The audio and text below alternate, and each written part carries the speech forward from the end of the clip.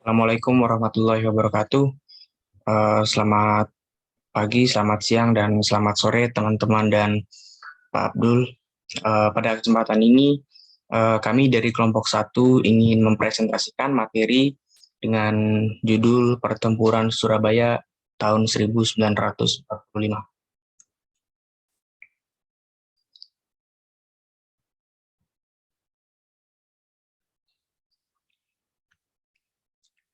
Ya, berikut ini adalah pendidikan sejarah kami dari Fakultas Ilmu Sosial Universitas di Jakarta akan mempresentasikan materi Pertempuran Surabaya tahun 1945 dalam mata kuliah Sejarah Indonesia masa awal kemerdekaan sampai demokrasi terbentuk.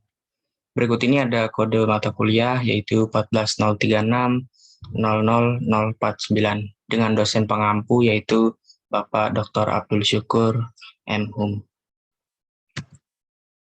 Berikut ini anggota kelompok 1. Yang pertama ada saya sendiri, Agus Supriyadi dengan nomor NIM 14036 19036. Kemudian ada Muhammad Ramdhani dengan nomor NIM 14036 19019 dan juga ada Muhammad Yusuf Ramdhani dengan nomor NIM 14036 19009. Berikut ini ada susunan materi yang akan kelompok kami sampaikan dengan susunan yang pertama yaitu latar belakang pertempuran Surabaya, yang kedua jalannya pertempuran Surabaya, yang ketiga peran Bung Tomo dalam pertempuran Surabaya, dan yang keempat akhir dari pertempuran Surabaya. Langsung saja kita masuk ke materi pertama yang akan disampaikan oleh Muhammad Yusuf Ramdhani. Silakan Yusuf. Baik, terima kasih Agus. Materi pertama yang akan saya jelaskan adalah latar belakang pertempuran Surabaya. Next. Next.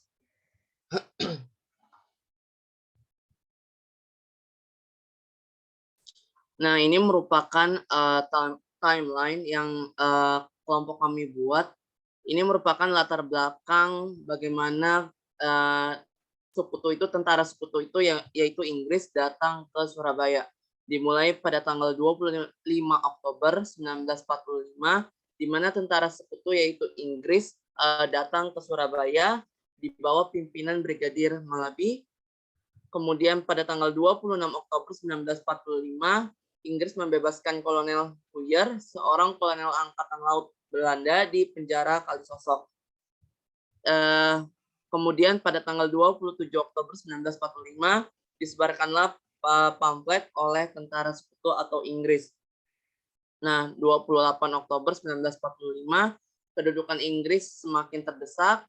Kemudian tanggal 29 Oktober 1945 datanglah Soekarno, Hatta, Amir Syarifuddin, dan Maijen Hawthorne. Dan yang terakhir tanggal 30 Oktober 1945 tewasnya Malabi.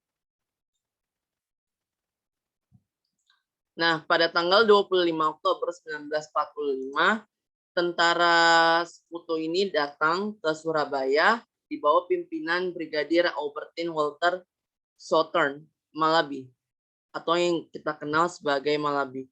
Malabi ini berasal dari Divisi India ke-23 di bawah pimpinan Mayor Jenderal Hawthorne. Kedatangan tentara sekutu ini bertujuan untuk melucuti serdadu Jepang dan menyelamatkan interniran sekutu. Kedatangan tentara sekutu ini enggan diterima oleh pemegang pemerintahan Jawa Timur pada saat itu, yaitu adalah Gubernur Suryo. Nah, mereka ini mengadakan pertemuan dan menghasilkan beberapa kesepakatan, diantaranya ialah yang pertama, Inggris berjanji tidak ada tentara atau pasukan Belanda. Kedua, Inggris dan Indonesia akan menjalin kerjasama untuk menjamin keamanan dan ketentraman. Tiga, untuk melaksanakan kerjasama dengan baik, dibentuklah kontak biro. Dan yang keempat, Inggris hanya akan melucuti senjata tentara Jepang. Kemudian pihak Indonesia mengizinkan tentara Inggris untuk memasuki wilayah Surabaya, tapi dengan syarat hanya mendatangi objek-objek tertentu yang sesuai dengan tugas daripada tentara sekutu tersebut.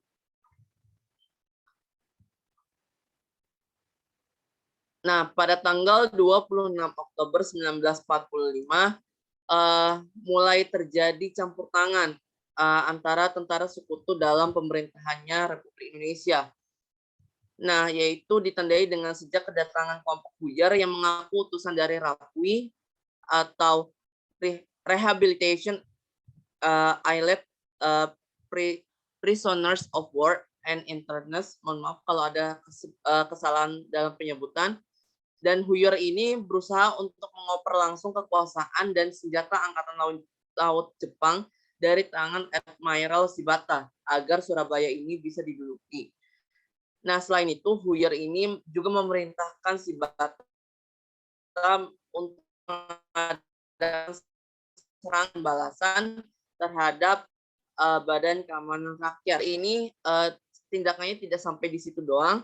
Menurut laporan Admiral Maeda, Huyer ini telah mengambil 2,8 juta rupiah dan barang-barang milik Angkatan Laut Jepang di Surabaya tanpa melaporkan kepada tentara sekutu. Hal ini menyebabkan kemarahan terhadap pemuda Surabaya yang mengakibatkan Huyer dan para stafnya itu dipenjarakan. Nah, pada malam harinya masih pada tanggal yang sama yaitu 26 Oktober 1945, satu peleton dari Field Security Section di bawah pimpinan Kapten Shaw melakukan penyergapan di penjara Kalisosok. Nah, tujuannya adalah untuk membebaskan Kolonel Laut Huyer beserta para stafnya, yakni Letnan Kolonel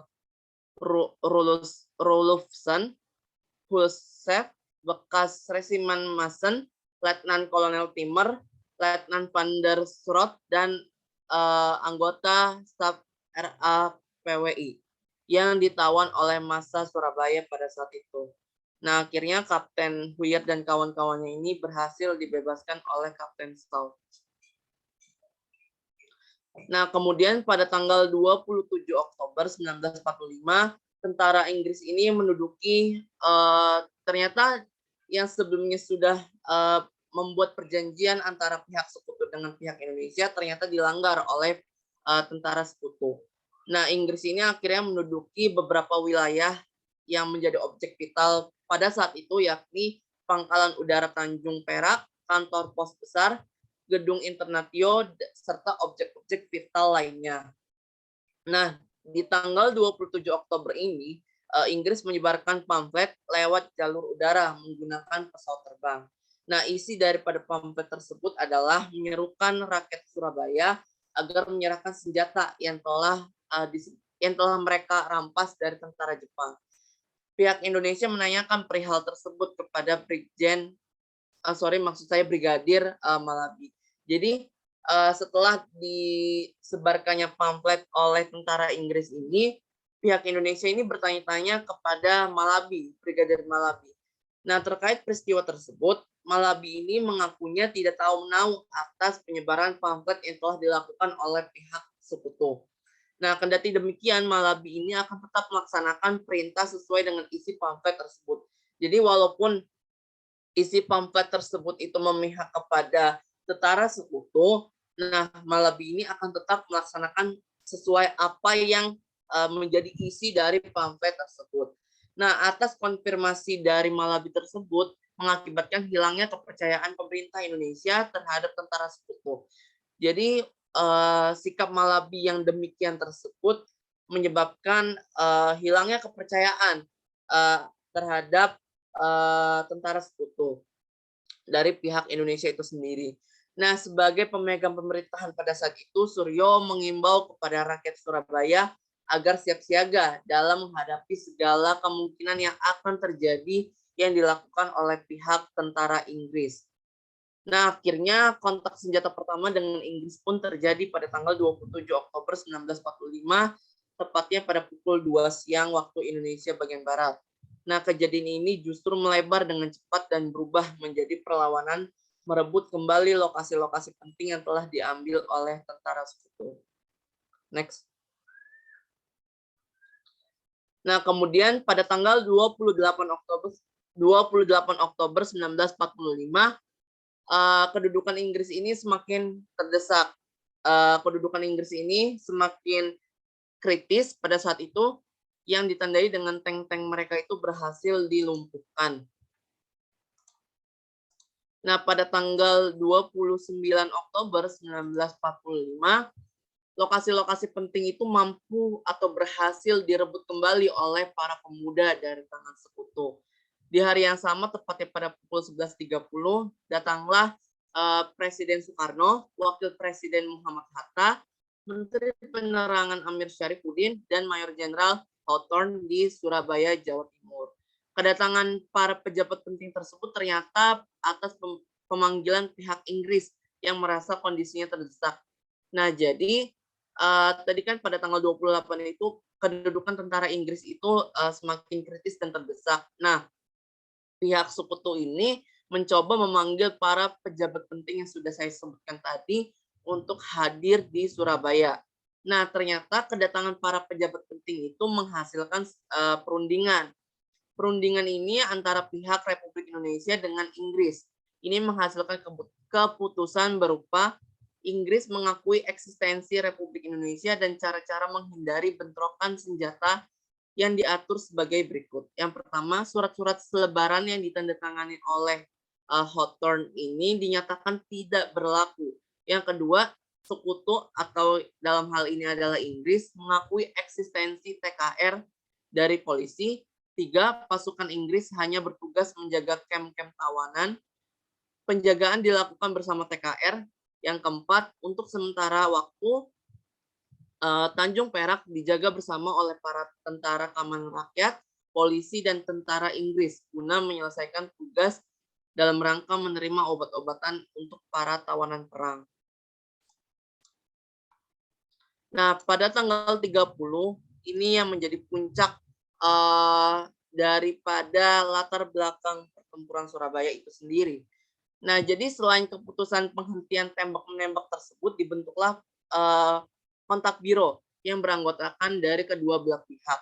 Anggota dari kontak biro ini terdiri dari pihak Indonesia, yakni terdapat 9 orang, diantaranya adalah Residen Sudirman, Atmaji, Sungkono, Ruslan Abdul Ghani, Muhammad, Suyono, Kusnandar, Dul Arnowo, dan TD Kundan sebagai juru bahasa. Sementara dari pihak tentara sekutu atau Inggris beranggotakan 5 orang, yakni Malabi, Mayor Hubson, Wing Commander Grom, Kolonel Hook, dan Kapten Shaw. Nah, meskipun terjadi gencatan senjata telah disepakati, aksi tembak-menembak ini masih saja terjadi di beberapa lokasi. Oleh karena itu, para anggota kontak biro ini dari kedua belah pihak mendatangi lokasi-lokasi kejadian dengan tujuan menghentikan pertempuran tersebut. Nah, peristiwa ini terjadi pada tanggal 30 Oktober 1945 pukul 5 waktu Indonesia bagian Barat. Nah, di lokasi terakhir masih terjadi baku hantam tembak yang terjadi di gedung Internatio yang dimana masih diduduki oleh tentara Inggris dan pemuda-pemuda Indonesia itu masih mengepung lokasi tersebut. Nah, ini saya mendapat sumber dari skripsi bahwa skripsi tentang pertempuran Surabaya 1945, di mana secara tiba-tiba ini tentara sekutu Inggris yang berada di dalam gedung tersebut menembaki ke arah rakyat dan pemuda yang tersebar di lapangan segitiga yang berada di depan gedung Internatio tersebut serta mobil-mobil kontak biro. Nah, jadi mereka ini menembak ke arah luar yang mengenai para pemuda yang berada di depan gedung Internatio beserta mobil kontak biro. Nah, tembakan tentara sekutu ini lalu dibalas oleh para pemuda yang berada di luar gedung tersebut. Nah, serangan yang tidak terduga ini menimbulkan korban yang begitu banyak di kalangan para pemuda atau massa pemuda yang berada di lokasi tersebut. Nah, secara tiba-tiba ternyata mobil yang ditumpangi atau dinaiki oleh Brigadir Malabi ini ternyata kena tembak. Kemudian meledak dan terbakar. Nah, tembakan ini diduga menggunakan granat. Nah, tidak diketahui sampai sekarang hingga kini tidak diketahui siapa yang menembaki mobil tersebut, apakah dari pihak sekutu sendiri atau dari pihak Indonesia. Atas insiden ini, pihak Inggris marah terhadap pihak Indonesia yang mengakibatkan keluarnya ultimatum dari pihak Inggris dan tidak diindahkan oleh rakyat Indonesia sehingga terjadilah pertempuran Surabaya. Nah, jadi insiden tewasnya Malabi, Brigadir Malabi ini menjadi pemicu utama atau faktor utama terjadinya pertempuran Surabaya. Jadi tentara sekutu dalam hal ini marah kepada pemerintah Indonesia bahwa pihak Inggris atau dalam hal ini adalah Malabi tewas dalam insiden tersebut. Nah, sedikit informasi tambahan mengenai kepangkatan Malabi. Ini saya mendapat sumber dari Tirto, bahwasanya ternyata setelah Perang Dunia Kedua pecah atau pasca Perang Dunia Kedua ini meletus, Malabi ini ternyata memang menjadi letnan kolonel pada 15 Agustus 41. Namun ia juga pernah mempunyai pangkat brigadir, pangkat acting brigadir. Dia ditempatkan sebagai Deputi Direktur Operasional Operasi Militer di Kantor Urusan Perang hingga tahun 42. Dia sempat dikembalikan ke Resimen Punjab dari April hingga Agustus 1943. Setelahnya dia memimpin batalion di Resimen Hyderabad. Nah, memasuki bulan Juli 1944 dengan pangkat brigadir, dia diserahi tugas memimpin Brigade Infanteri India ke-49 atau Divisi India ke-23 dan akhirnya dikirim ke Surabaya. Nah, sebetulnya pangkat Malabi ini sudah mayor jenderal. Namun karena memimpin brigade, dia turun pangkat menjadi brigadir. Diperkirakan penugasan ke Surabaya ini tak akan terlalu berbahaya ketimbang bertugas selama Perang Dunia II melawan Jepang.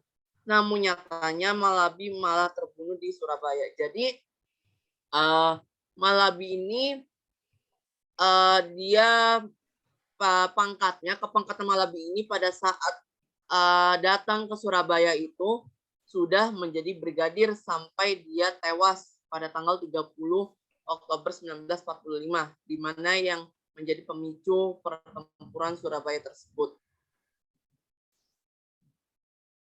Cukup sekian presentasi dari saya, akan dilanjutkan oleh teman saya. Terima kasih. Oke, terima kasih Yusuf. Pada materi selanjutnya yaitu jalannya pertempuran Surabaya. Tadi sudah dijelaskan oleh Yusuf bahwa latar belakang pertempuran ini dapat meletus dikarenakan terbunuhnya jenderal ataupun brigadir Malabi yang telah diturunkan pangkatnya menjadi seorang brigadir yang sebelumnya merupakan seorang mayor jenderal. Akibat dari tewasnya Malabi ini menyebabkan pertempuran di Surabaya semakin memanas dengan dikeluarkannya ultimatum serikat oleh Mayor Jenderal Mansert pada tanggal 9 November 1945. Nah, jadi pada 9 November 1945 ini dikeluarkan sebuah ultimatum oleh Jenderal Mansert kepada Indonesia, khususnya masyarakat Surabaya, untuk menyerahkan diri akibat tewasnya Jenderal ataupun Brigadir Malabi. Nah, jadi akibat dari tewasnya Malabi ini membuat pihak sekutu, yang khususnya di sini adalah Mayor Jenderal Mansert, meminta pertanggungjawaban masyarakat Surabaya beserta tentara-tentaranya untuk menyerahkan diri kepada sekutu dikarenakan telah tewasnya anggota mereka. Namun Gubernur Suryo, yaitu seorang gubernur Surabaya, ia menerima ultimatum tersebut dan kemudian melaporkannya kepada Presiden Soekarno yang berada di Jakarta. Nah, setelah menerima laporan dari Gubernur Suryo, Presiden Soekarno beserta dengan Perdana Menteri melakukan diskusi kepada sekutu yang berada di Jakarta. Namun dari hasil pertemuan tersebut tidak didapati kesepakatan untuk menarik ultimatum yang telah diberikan. Hingga akhirnya eh, Presiden Soekarno menyampaikan kepada Gubernur Suryo bahwasanya kemungkinan terburuk akan terjadinya pertempuran di Surabaya akan terjadi. Nah, dengan adanya kabar ini, kemudian Gubernur Suryo melakukan pidato di depan umum, yaitu di depan masyarakat Surabaya dan beserta tentara-tentara PKR, BKR, dan lain-lainnya. Ia memberikan pidato yang berisikan bahwa sebenarnya ini merupakan hak bagi masyarakat Surabaya untuk menjaga wilayahnya. Kemudian mereka diwajibkan untuk turut serta berjuang dalam menjaga nama Surabaya. Berikut ini adalah Mayor Jenderal Maser beserta selembaran berita yang memuat tentang ultimatum yang diberikan kepada Indonesia pada 9 November 1945. Nah, dengan tidak ditariknya ultimatum serikat yang telah diberikan oleh Mayor Jenderal Maser, kemudian pada 10 November 1945 akhirnya benar terjadi pertempuran di Surabaya. Pertempuran ini kemudian disebut sebagai Perang Semesta yang melibatkan seluruh elemen masyarakat dan juga seluruh wilayah yang berada di tempat tersebut. Mulai dari TKR, BKR, polisi, dan juga tentara Hizbullah. Semuanya turut serta dalam perjuangan mempertahankan Surabaya dari tangan sekutu. Kemudian ada juga masyarakat sipil beserta kiai dan santri-santrinya yang turut serta berjuang pada pertempuran 10 November ini. Nah, jadi ada alur pertempuran 10 November ini terbagi menjadi beberapa tahapan ya, yang dapat dikatakan sebagai suksesan bagi sekutu, namun di akhir merupakan kemenangan bagi pihak Surabaya. Nah, dari yang pertama, pada pukul 7 waktu Indonesia Barat, pasukan sekutu melalui serangan Angkatan Laut ini berhasil merebut Gedung Kalimas setelah mereka berhasil menjatuhkan pasukan TKR yang sedang berjaga di sana. Kemudian pada pukul 9, pasukan sekutu berhasil mengambil alih lapangan terbang Moro Kerembangan. Nah, dengan ini pesawat Royal Air Force milik Inggris dapat dengan mudah melancarkan serangan dari udara. Nah, kalau sebelumnya pihak sekutu dapat bantuan serangan dari Angkatan Laut Inggris, maka kali ini dengan terebutnya atau dengan diambil alihnya lapangan terbang Moro Kerembangan, maka pihak sekutu memiliki 3 serangan utama. Yang pertama yaitu dari darat, yang kedua laut, dan yang ketiga dari udara. Nah, kemudian dengan keunggulan yang sedemikian ini disertai dengan majunya ataupun banyaknya teknologi yang dimiliki oleh militer sekutu, maka pada pukul 10 pasukan sekutu juga berhasil mengambil alih gedung HVA yaitu Handelsvereniging Amsterdam beserta dengan wilayah-wilayah sekitar yang dianggap sebagai tempat vital dalam perebutan wilayah Surabaya ini. Nah, kemudian dengan keunggulan-keunggulan pada siang hari yang telah diraih oleh pihak sekutu, kemudian pada malam harinya pasukan sekutu ini berhasil dijatuhkan oleh pejuang dari Surabaya, teman-teman. Nah, jadi dengan adanya gelora ataupun semangat yang telah diberikan oleh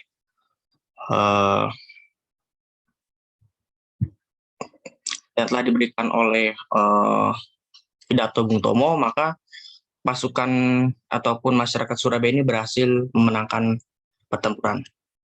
Nah, berikut ini adalah kondisi Surabaya pada tahun 1940 yang mengalami berbagai kerusakan. Nah, kemudian pada periode selanjutnya, tanggal 11 hingga 30 November, pertempuran sengit terus terjadi di Surabaya yang menyebabkan berbagai kematian.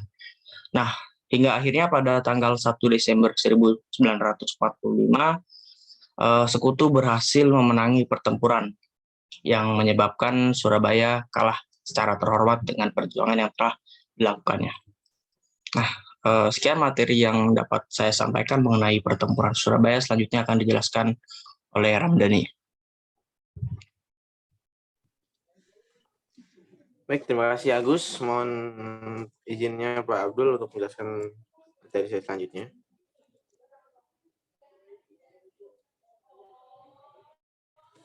Baik, materi saya ini yang pertama adalah perang Bung Tomo dalam pertempuran 10 November di Surabaya. Nah, seperti kita tahu banyak sekali tokoh-tokoh dalam peperangan Surabaya 10 November. Nah, selain Kiai Hasyim Asy'ari yang saat itu sosok yang mampu membakar semangat dari para masyarakat Surabaya, ada sosok lain yang sangat kita kenal hingga saat ini, bahwa 10 November adalah harinya atau pahlawannya adalah Bung Tomo. Nah, Bung Tomo adalah seorang pemimpin di kalangan pemuda-pemudi pada saat itu yang selalu meneriakkan kata Allahu Akbar setiap kalimatnya. Nah, kata Allahu Akbar ini adalah suatu kata yang selalu digunakan Bung Tomo dalam membakar semangat para pemuda-pemudi yang dikenal sebagai pemimpin Barisan Pemberontakan Rakyat Indonesia atau BPRI. Nah, Bung Tomo ini selain berpidato langsung, Bung Tomo juga selalu menggunakan radio sebagai alat untuk membakar semangat para masyarakat Surabaya pada saat itu dalam melawan sekutu Inggris. Di next.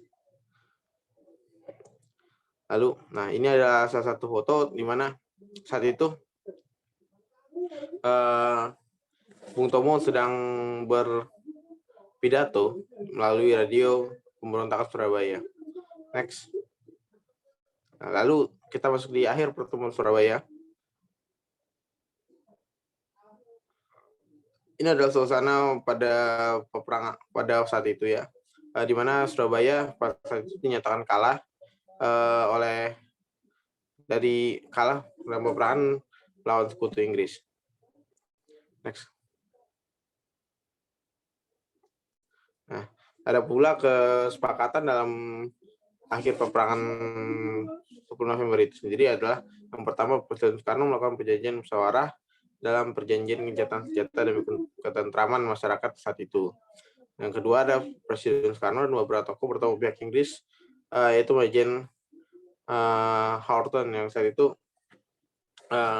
sebagai pemimpin sekutu Inggris dalam peristiwa 10 November di Surabaya. Nah, mungkin cuma itu yang bisa saya sampaikan. Terima kasih, saya kembalikan ke PJ. Dan ini ada beberapa sumber yang kami gunakan dalam presentasi kami pada saat ini. Saya kembalikan ke PJ, terima kasih. Ya, terima kasih Ramdhani dan juga Saudara Yusuf atas presentasi yang telah disampaikan.